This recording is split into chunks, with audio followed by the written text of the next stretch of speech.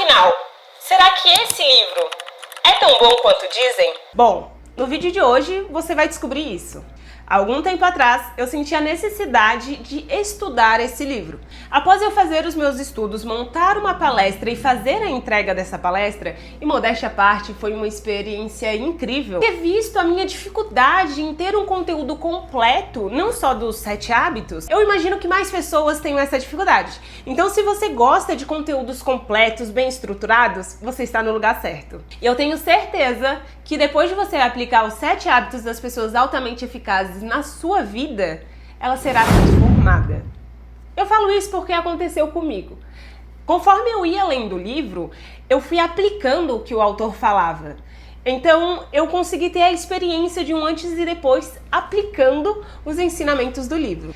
Oiê, eu sou a Thaís Generoso e fico muito feliz com a sua presença aqui, porque isso quer dizer que mais pessoas, assim como eu, estão trilhando o caminho do autoconhecimento, do autodesenvolvimento, e eu fico muito contente com isso, porque isso faz eu acreditar que cada vez mais o mundo vai se tornando melhor, porque afinal somos nós quem fazemos o mundo. Está decretado o nosso espaço de aprendizagem e de ensinamentos. Se você tem algo que vai agregar ao conteúdo, às pessoas que vão assistir isso, coloque dentro do comentário. Esse é o melhor espaço para fazermos esse ambiente ser cada vez mais rico. E qual foi a minha experiência com esse livro? Antes mesmo de ler o livro, ouvi algumas pessoas falando que o conteúdo era denso, que esse era um livro chato e que demorava muito para chegar nos 7 hábitos. Mas como eu tinha uma palestra para entregar referente a esse livro, eu determinei que eu ia fazer o meu melhor. E sinceramente, foi a melhor coisa que eu fiz. E vocês vão entender o porquê. Esse livro ficou muito conhecido porque o autor, Stephen Covey, ele aborda temas que são muito importantes, como a responsabilidade pessoal, a liderança, relacionamento interpessoal, intrapessoal também. Então, ele se tornou um livro muito rico. Basicamente, ele é um guia prático que é usado no mundo todo. O livro é dividido em 4 partes e entramos então à primeira parte. Dentro da primeira parte, ele trabalha a compreensão, o raciocínio, a definição das coisas. Antes mesmo de trazer a definição de hábito para vocês, eu quero compartilhar algo que eu destaquei e se encaixa perfeitamente no tema do livro. Um salto qualitativo somente pode ser realizado em nossas vidas quando deixamos de cortar as folhas da atitude e do comportamento e passamos a trabalhar nas raízes, nos paradigmas que determinam nossa conduta. Isso basicamente quer dizer que o salto qualitativo, aquilo que o crescimento em grande escala, ele só vai ser possível a partir do momento que pararmos de tratar as mínimas coisas, mas destinarmos a atenção devida à raiz do acontecimento, a raiz que destina o nosso comportamento agora nesse momento. E é importante ter isso em mente durante todo o processo de aprendizado vocês dentro desse conteúdo e também no momento que vocês forem ler o livro. Entramos então na definição de hábitos. O autor traz a definição de hábito como a interseção entre conhecimento, a habilidade e o desejo. O conhecimento é o que fazer e o porquê fazer. A habilidade é o como fazer e o desejo e a motivação é o querer fazer. E para tornar um hábito na nossa vida, nós devemos reunir essas 3 coisas. Outra coisa que eu considero muito importante que o autor traz dentro do livro é a definição de dependência, independência e interdependência. A dependência é o paradigma do você. Você tem de tomar conta de mim, você fez as coisas certas, você não fez a coisa certa, eu culpo você pelos resultados. A independência é o paradigma do eu. Eu sei fazer, eu sou responsável, eu sei as melhores escolhas. A interdependência é o paradigma do nós. Nós podemos fazer isso, nós podemos cooperar, nós vamos unir nossos talentos e habilidades para juntos criarmos algo maior. E dentro do livro ele diz: as pessoas dependentes precisam das outras para conseguir o que desejam. As pessoas independentes conseguem obter o que desejam através do seu próprio esforço. Já as pessoas interdependentes combinam seu próprio esforço com o esforço dos outros para conseguir um resultado melhor. E eu achei incrível quando eu compreendi isso, Porque muitas vezes nós ficamos fixados na ideia de que a independência é o auge da vida. E na verdade, a interdependência, aproveitar o conhecimento do outro, é o auge da vida. Porque nos potencializa a crescer ainda mais. E não ficar só no eu, mas partir para o nós. Ele diz que a interdependência é um conceito muito mais avançado. Por exemplo, eu sou fisicamente independente, mas eu entendo e compreendo que eu posso aproveitar a independência do outro para potencializar o eu e criar algo muito maior dentro do nós, compreende? Então isso é realmente muito poderoso quando a gente entende. Não ficar só na independência, eu sou independente, eu vou conquistar o mundo sozinho. Tentar aproveitar mais o outro, o intelecto do outro, as vivências das outras pessoas. A partir do momento que nós compreendemos isso, nós vamos conseguir compreender o porquê de ter uma sequência dentro dos 7 hábitos. Eu já adianto para vocês que o autor fala que não adianta eu querer pular para o hábito 7 se eu não dominei todos os 6 anteriores. Dito isso, eu vou passar para vocês qual área é tratada dentro de cada grupo de hábitos. O hábito 1, 2 e 3, seja proativo, comece com objetivo em mente e, primeiro, mais importante, eles tratam diretamente de autodomínio, do eu, do domínio interpessoal. E aonde, um pouquinho mais pra frente, ele vai mostrar esse gráfico para vocês, onde o hábito 1, 2 e 3 está dentro da vitória particular, o domínio do eu. Já os hábitos 4, 5 e 6, pense ganha-ganha, procure primeiro compreender para depois ser compreendido e crie sinergia, eles tratam diretamente da vitória pública. Então ele trata ali a questão do interpessoal, do relacionamento com outros. Então pense em relacionamento dentro do trabalho, relacionamento com a família, qualquer relacionamento que exige um contato com o outro é trabalhado dentro da vitória pública. Já o hábito 7, ele trata da renovação. E dentro do gráfico vocês viram que ele engloba todos os outros 6. E vocês vão entender o porquê. O hábito 7, ele trata diretamente das 4 dimensões básicas. E para concluir a primeira parte, entramos em definição da eficácia. E para entendermos a eficácia, é importante que nós entendemos que os 7 hábitos são hábitos eficazes. Eles são baseados em princípios e conduzem o nosso comportamento e, afinal, conduzem os nossos resultados. Existia um fazendeiro, há muito tempo atrás, que era muito pobre. Esse fazendeiro, ele tinha uma galinha. E ele tinha uma rotina muito tradicional. Pela manhã, ele acordou, foi no galinheiro e estava pronto para pegar os ovos de sua galinha. Quando ele vai pegar, ele fica muito surpreso com o que ele encontra. Mas de início, ele realmente acredita que é uma piada de mau gosto. Ele estava pronto para jogar fora o que ele havia achado, quando de repente ele decide analisar melhor. Ele leva para um profissional e bingo! Era um ovo de ouro maciço. Com o passar dos dias, esse fazendeiro se torna muito rico e ele jamais poderia imaginar tamanha sorte dele. Toda vez pela manhã, quando ele vai ao galinheiro, ele encontra ovos de ouro. Junto com essa riqueza que chegou para ele, veio junto a ganância, a ambição e a impaciência. Dito isso, ele tem uma brilhante ideia. Ele pega a galinha, pega uma faca e abre a galinha. Justamente porque a ideia dele era, já que todo dia em que eu chego aqui tem ovos de ouro, é lógico que se eu abrir a galinha, eu terei todos os ovos de ouro e não precisarei esperar. Assim que o fazendeiro abre a galinha e está pronto para pegar todos os ovos de uma única vez, ele se surpreende. Não tem nada de ouro dentro da galinha. Stephen Covey, ele fala que a eficácia consiste no equilíbrio de P/CP. P é o produto, são os ovos de ouro. CP é a capacidade de produzir, é a galinha. Quando acontece um desequilíbrio entre P/CP, acontece a ineficácia.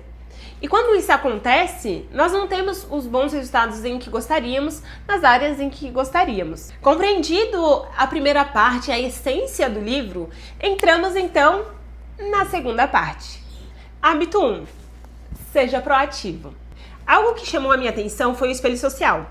Ele fala que existem 3 mapas. O determinismo genético, onde ele fala que a culpa são, por exemplo, dos meus avós, porque meus avós eram rabugentos, e eu sou assim também porque está no meu DNA. O determinismo psíquico, que diz que a culpa é dos meus pais, das experiências que eu tive na infância e que determinam hoje o meu caráter. E o determinismo ambiental, que responsabiliza o ambiente por minhas ações. Cada um dos determinismos apontados defende basicamente que somos condicionados ao ambiente, coisas, lugares, pessoas, genética, enfim. E assim, numa linha de raciocínio minha, tiramos a culpa de nós, a responsabilidade nossa, e com esses determinismos, destinamos a responsabilidade a qualquer outro além de mim. Porque então quer dizer que o ambiente ele é responsável pelas minhas ações, os meus avós e os meus pais e coisas que aconteceram. Realmente, em certos níveis, eu concordo com isso. Somos condicionados a muitas coisas. Mas, dentro do hábito a proatividade, nós entenderemos como passar do que teoricamente está determinado e realmente sermos efetivos em proatividade. Logo depois, ele traz um modelo reativo, que basicamente é nós reagirmos a coisas que acontecem, em vez de sermos proativos.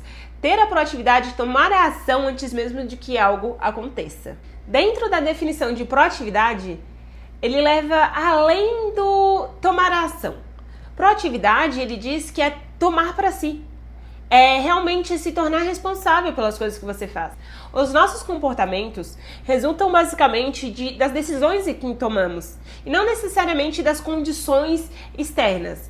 Por exemplo, uma pessoa que ela é muito fissurada, ela é muito disciplinada a ir à academia, mesmo que esteja chovendo, essa pessoa vai. Mesmo que a condição externa não seja propícia para ela executar o comportamento dela, ela vai.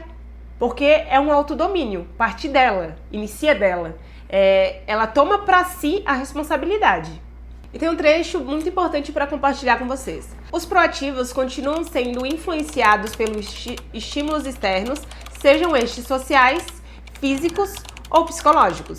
Mas a resposta aos estímulos, consciente ou inconsciente, é uma escolha ou resposta baseada em valores. Roosevelt disse: ninguém pode feri-lo sem o seu consentimento. Gandhi também falou que eles não podem tirar o nosso respeito se nós não permitirmos. É o nosso consentimento de permitir que a coisa nos fira que faça com que isso aconteça.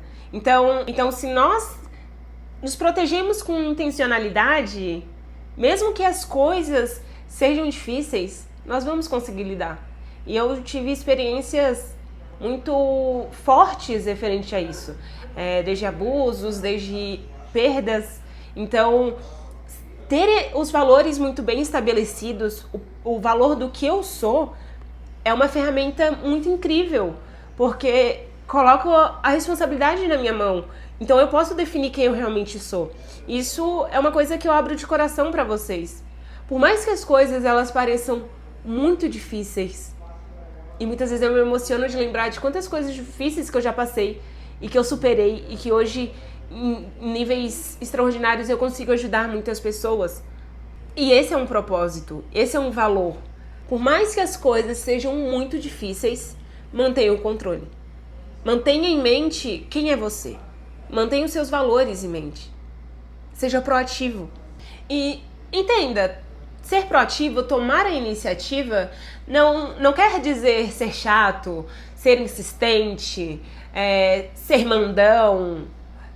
Significa que você toma a responsabilidade de fazer as coisas acontecerem por você. Você vai dar um jeito de fazer acontecer. E isso é incrível. Isso é a proatividade em ação. Então, a tarefa para esse hábito. Como que você poderia tomar para si, pegar responsabilidade e aplicar a proatividade hoje, agora, com o que você tem?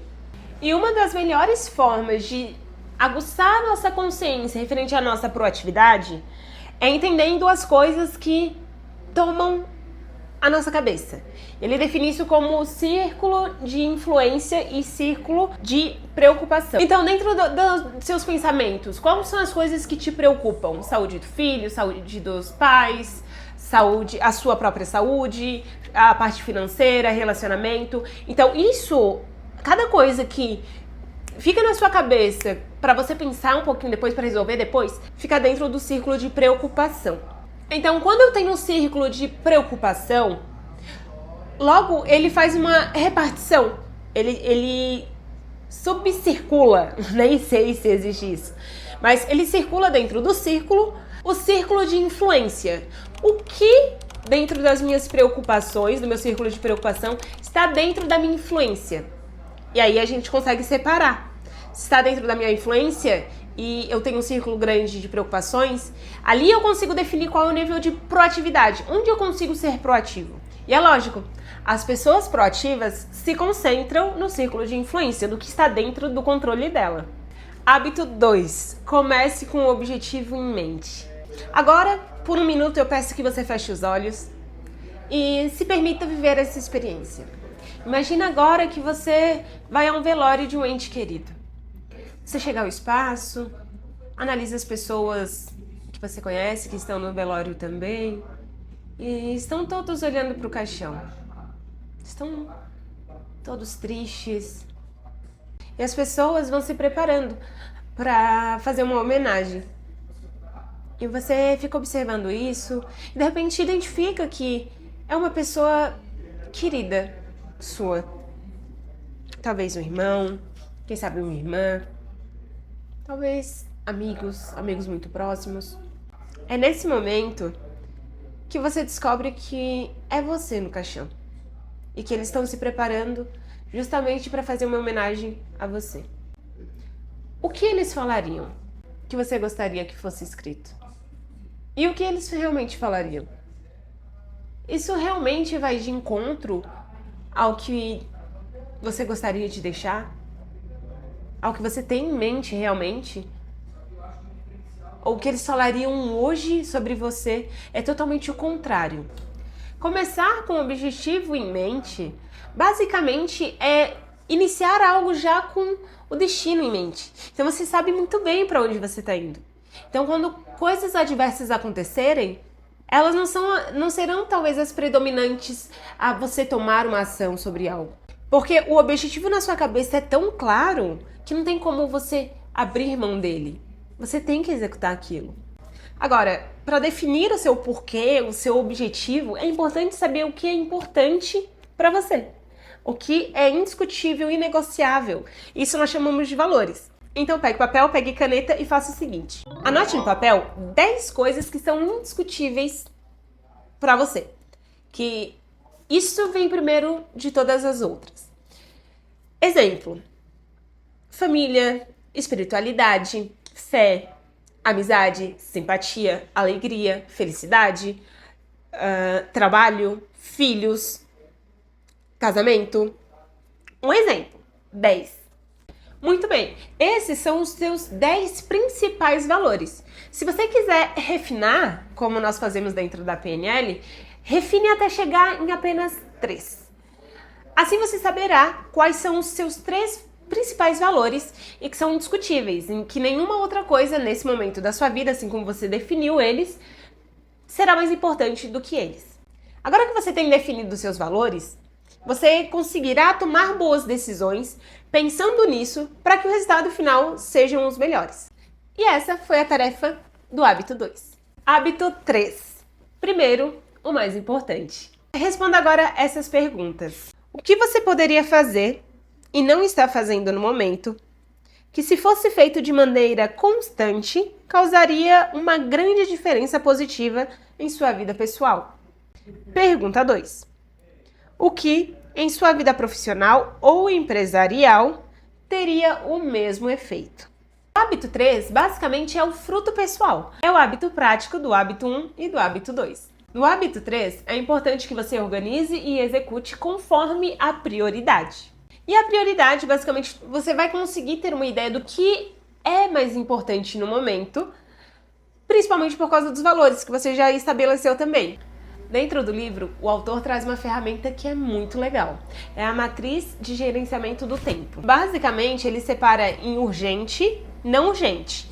E ali eu tenho importante e não importante. O importante, urgente, são crises, problemas urgentes, projetos com data marcada.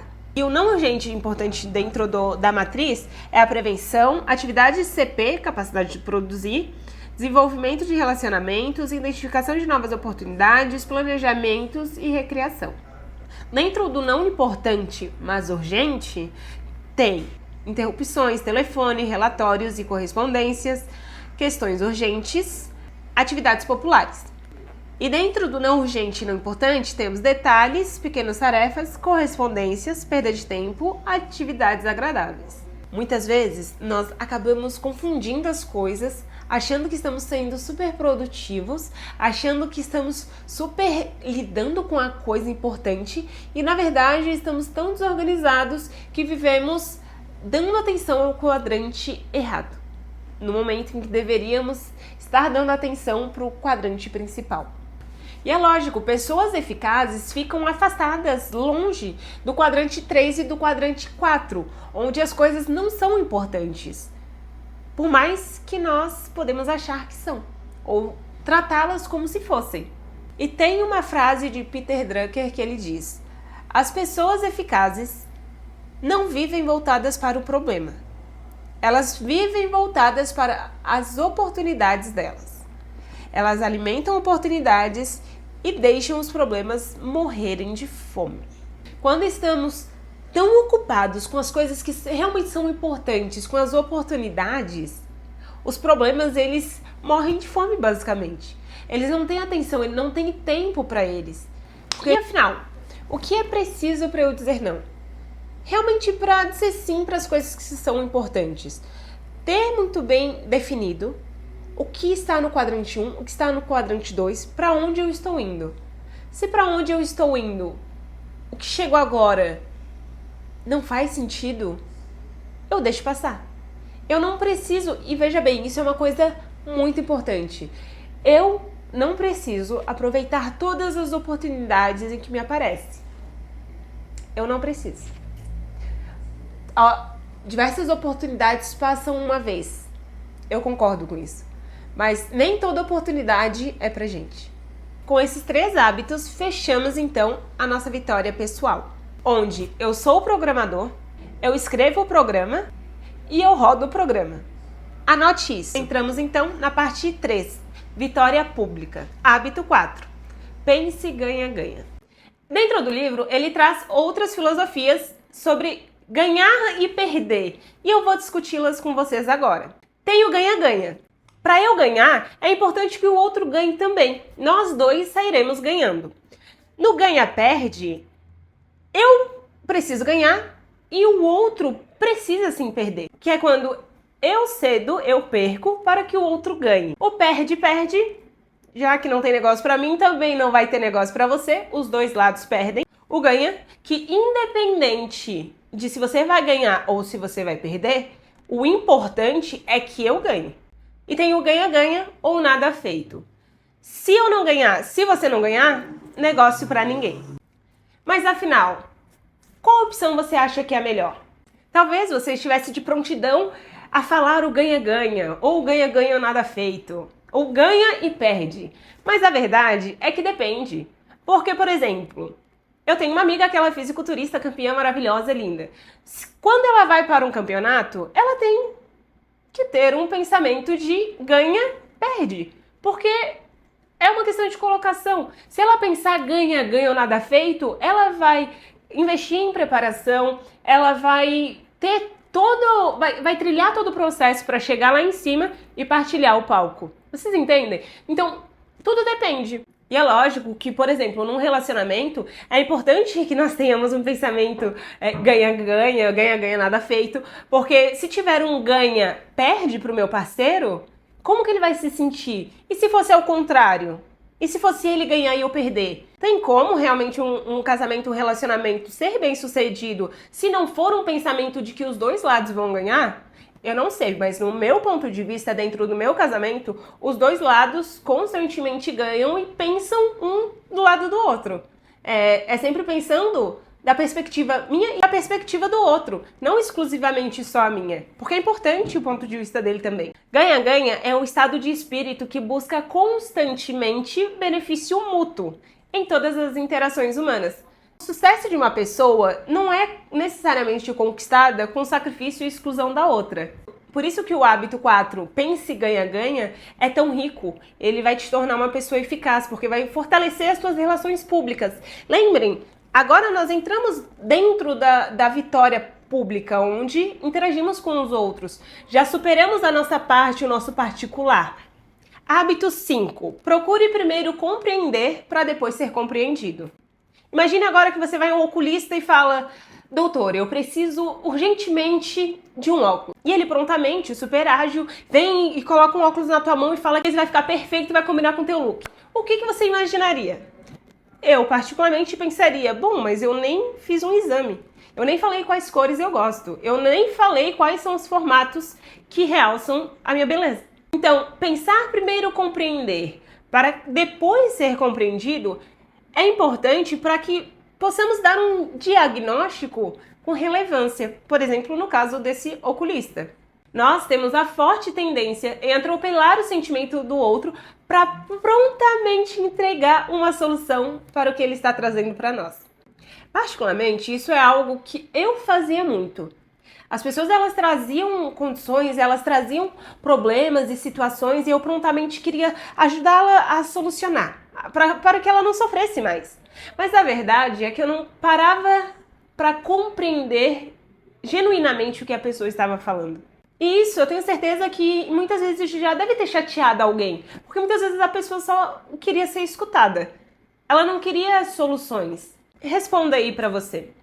Em que momento reservamos para realmente compreender o outro, as motivações, a forma de ele pensar, a forma de ele sentir, sem colocar o nosso mapa, sem colocar as nossas condições, a nossa biografia para ele. E ele traz soluções práticas e simples, que quando aplicadas às interações que geralmente temos, os resultados são muito expressivos, porque as pessoas, ele traz o termo de banco emocional, onde ela confia a emoção dela em você, já que você está sendo genuíno com ela. O primeiro ponto é ouvir com empatia. A escuta empática significa mais do que ouvir calculando o que eu posso entregar de solução para essa pessoa. A escuta empática envolve eu estar aberto para compreender cada palavra, cada sentimento, cada comportamento que a pessoa traz para mim no momento em que ela fala. É além de ouvir a pessoa, é compreender ela. O ponto 2 é faça um diagnóstico antes de prescrever. No exemplo do médico, seria indispensável ele compreender o que eu estou falando, o meu problema, antes de me dar todas as soluções do mundo. Cuide com as respostas biográficas. Muitas vezes, quando as pessoas chegam para você e falam que elas tiveram um problema no relacionamento, tiveram um problema com os pais, tiveram um problema no trabalho, prontamente você fala: não, eu já passei por isso e eu sei o que vai resolver. Mas sabe qual é a verdade? Talvez a pessoa não quer a sua biografia, as coisas que você viveu. Talvez ela queira ser compreendida. Talvez ela gostaria de sentir que alguém está dando atenção para o sentimento dela. Entramos então ao ponto 4. Compreensão e percepção. Dentro do livro, o autor traz o exemplo de que o filho chegou para ele falando que o amigo saiu da escola e que está ganhando muito dinheiro com oficina e não sei o quê. Prontamente, o autor ele leva a autobiografia. A biografia dele. Então, ele fala que na época da escola, ele passou por isso, mas ele se manteve firme e vale a pena. E a verdade é que o filho só gostaria de expressar a preocupação com o amigo. Então, a compreensão e percepção, ela é mais importante do que colocar a biografia. Compreender o que a pessoa está querendo dizer antes de eu atropelar para solucionar o problema dela. Depois, procure ser compreendido. Então, após você trilhar o caminho de criar um rapport com a pessoa, você consegue ser compreendido. Hábito 6. Crie sinergia. Pensando nos 5 hábitos, criar sinergia é o próximo passo. Já que você foi proativo, você começou com um objetivo em mente, você começou pelo mais importante, você trabalhou pensando em ganha-ganha, e você procurou compreender para depois ser compreendido. Pensando nisso, chegou um momento em que você consegue criar uma sinergia com as pessoas que você está se relacionando. Então, aí eu reforço o que o próprio autor fala sobre não passar e pular os hábitos achando que obterá o resultado da eficácia, sendo que foi negligenciado em algum nível algum dos hábitos anteriores. Se você não buscar compreender para depois ser compreendido, como que você vai conseguir criar uma sinergia com a pessoa? A sinergia, basicamente, é uma conexão, é envolver os dois. Então, imagine que você tem algo, uma comunicação, uma ideia muito boa e você encontra alguém que está numa mesma sintonia. A partir disso, vocês criam algo tão forte, uma sinergia, que mais do que um e um se torna uma coisa muito forte, que é a sinergia entre vocês. Dentro do livro, Steve Covey traz os níveis de comunicação. É esse que está aparecendo para você. Quanto mais alta a confiança e quanto mais alta a cooperação, mais sinergia tem. Alcançamos então a busca pela terceira alternativa. Além da minha, além da sua, qual que é a terceira? Qual que é o melhor dentro do contexto que nós podemos entregar? Buscar uma terceira alternativa ele diz mudança de paradigma, eu também talvez diria uma mudança de crença, de tirar a exclusividade entre você e eu e tornar a interdependência, aproveitar ela, criar o nosso. E entramos então na quarta e última parte. Renovação. Hábito 7. Afine um instrumento. Imagina você andando numa floresta quando de repente observa um rapaz, uma pessoa, agitadamente tentando derrubar uma árvore. Rapidamente você, olhando aquilo, acha meio estranho e pergunta: o que você está fazendo? Rapidamente ele fala: nossa, você não está vendo? Estou cortando uma árvore. Você fala: uau, muito trabalhoso, não é mesmo? Ele fala: sim. Quanto tempo você está aí cortando a árvore? E ele fala prontamente, cheio de orgulho: já fazem 5 horas. Você fala: uau. Você já pensou em parar e afiar o machado, descansar um pouco para renovar as suas energias e depois voltar com mais vigor para derrubar a árvore com mais velocidade? Aposto que em 2 ou 3 horas você derrubaria isso. Ele fala: lógico que não. Você não está vendo que eu estou muito ocupado derrubando uma árvore? Basicamente, no hábito 7, nós trabalhamos a consciência em afiar o machado, o instrumento que é o mais precioso que nós temos, que somos nós. O hábito 7 torna todos os outros possíveis. Ele rodeia todos eles. E você já vai entender como isso funciona. O hábito 7 renova as 4 dimensões básicas da nossa natureza humana: a física, mental, espiritual e social emocional. Dentro da dimensão física, cada vez que a negligenciamos, vamos rumo à dependência.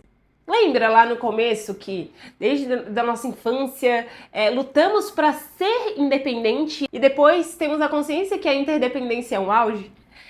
Quando negligenciamos a dimensão física, nós vamos rumo à dependência. De alguém precisar cuidar de nós, de sermos dependentes de alguém para fazer qualquer outra coisa. Imagina isso. E para renovar essa dimensão é muito simples. Através de alongamentos, através de exercícios, de uma boa alimentação. Voltar o cuidado para o nosso corpo, para, digamos, a casca em que habitamos, é o que fará você ter mais longevidade. E conforme os anos vão passando, as tecnologias elas vão inovando e tudo vai se tornando ainda mais atraente, muitas vezes negligenciamos a nossa dimensão mental, nos comparando muito, não tirando tempo para leituras de coisas que são importantes, coisas que vão fortalecer o nosso intelecto. E ele traz alguns exemplos de como fortalecer a nossa dimensão mental. Um consumo consciente de mídia é muito importante para que a nossa dimensão mental seja forte.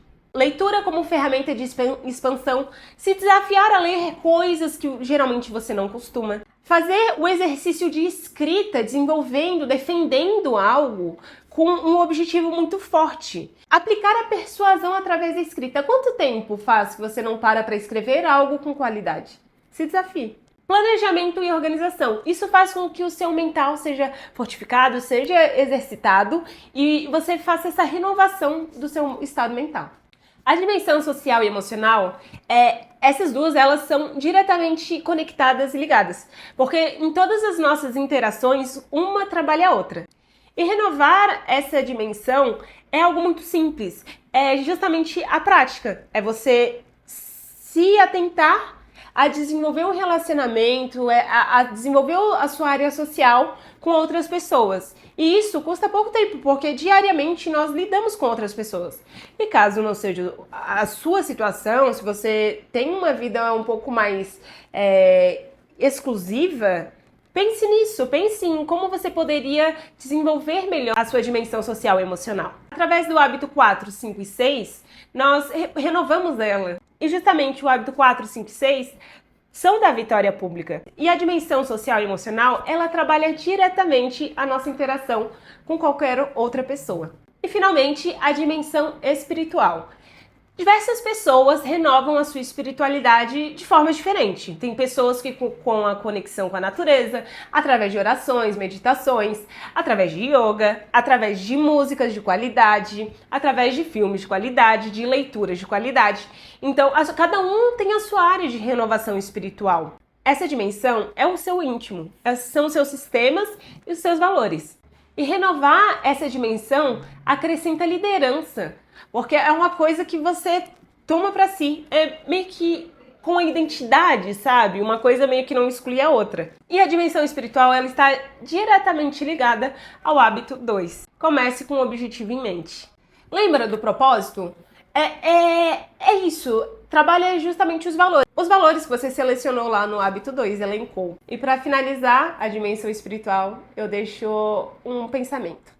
As maiores batalhas da vida são travadas diariamente, nos silenciosos compartimentos da alma.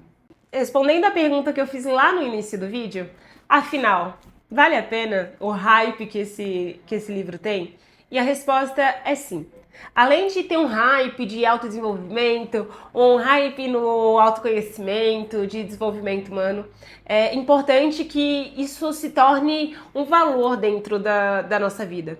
Porque os valores, eles são tão fortes que eles destinam o nosso comportamento. Eu fico feliz de entregar esse conteúdo para você, porque na prática ele foi um conteúdo transformador para mim. Deixe nos comentários qual é o seu ponto de vista referente a esse vídeo, referente a esse livro. Deixe as suas indicações de livros que você considera indispensáveis para que você entre na minha lista e de repente eu leia o quanto antes e faça uma resenha mais aprofundada, igual eu fiz com esse.